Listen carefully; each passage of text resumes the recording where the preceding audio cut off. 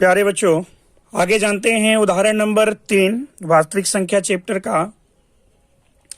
जैसा कि स्क्रीन पे प्रश्न आपको दिखाई दे रहा है, जिनमें बोला गया है दर्शाइए कि एक धनात्मक विषम पूर्णांक 4q+1 या 4q+3 के रूप का होता है जहां q एक पूर्णांक है।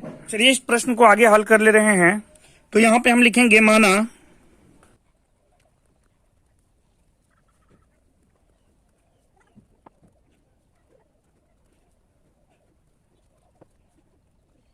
तो इस प्रकार से हम मानकर चलेंगे, माना a एक धनात्मक विषम पूर्णांक है तथा b बराबर 4 है। तो यदि हम 4 से भाग दें a में, यदि हम 4 से भाग दें a में, तो भागफल q के रूप में प्राप्त होगा और शेषफल r के रूप में प्राप्त होगा, जहां r का संभव मान की यदि बात की जाए तो 0, 1, 2 या 3 तक होगा या 3 होगा। चूंकि हमेशा ही शेषफल भाजक से छोटा होता है तो यहाँ भाजक 4 तक है, यानी कि r का मान जो हो सकता है वो 0, 1, 2, 3 तक आ सकता है। तो चलिए इन्हें हम लिखेंगे यूक्लिड विभाजन एल्गोरिथम से। तो चलिए यहां लिख ले रहे हैं यूक्लिड विभाजन एल्गोरिथम से।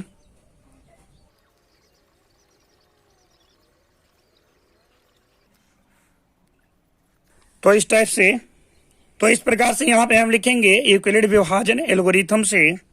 अब यहां पे हम ये कहेंगे, इस रूप में इन्हें लिखेंगे a बराबर 4q प्लस r, जहां ये कहेंगे, जहां r बराबर क्या आ सकता है, r बराबर 0, 1, 2 या तो 3 निकल सकता है। तो अब आगे हम लिखेंगे इस रूप में a संख्या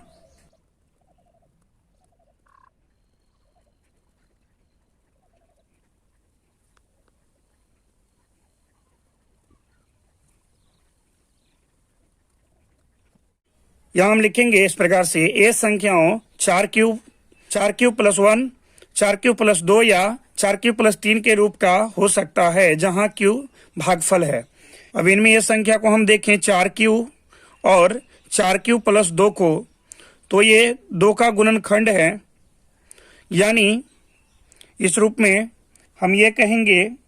तो इन्हें हम इस रूप में लिख सकते हैं 4q, ये जो दिखाई दे रहा है 4q को, इन्हें हम लिख सकते हैं 4q बराबर 2 × 2q, और ये जो दिखाई दे रहा है 4q + 2, 4 क्यूब प्लस 2, इन्हें हम लिख सकते हैं 2 कॉमन करेंगे तो ये आ जाएगा 2q + 2 × 2, यानी इस टाइप से हम इनको लिख सकते हैं। तो यदि हम बात करें कि इनमें 2 जो है 2 का गुणनखंड है, इसलिए हम यहां लिखेंगे, चूंकि a एक विषम पूर्णांक है, इसलिए चलिए मैं लिख दे रहा हूं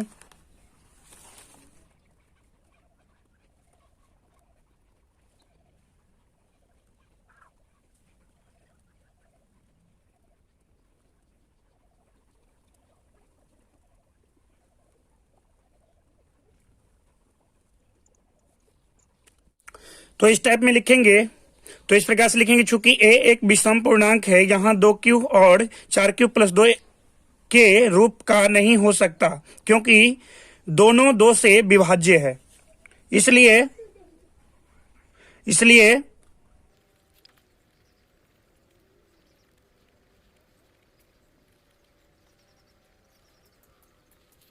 कोई भी धनात्मक विषम पूर्णांक 4q + 1 या 4q + 3 के रूप का होगा।